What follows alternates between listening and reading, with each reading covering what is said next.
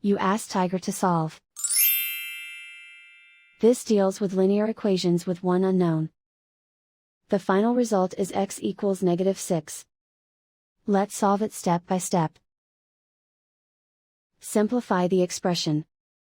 Expand the parentheses. Simplify the arithmetic. Swap sides.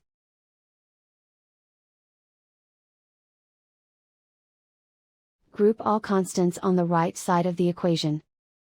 Subtract 72 from both sides. Simplify the arithmetic.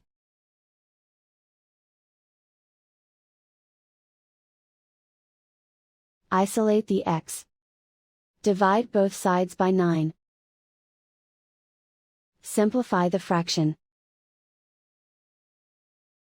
Find the greatest common factor of the numerator and denominator. Factor out and cancel the greatest common factor.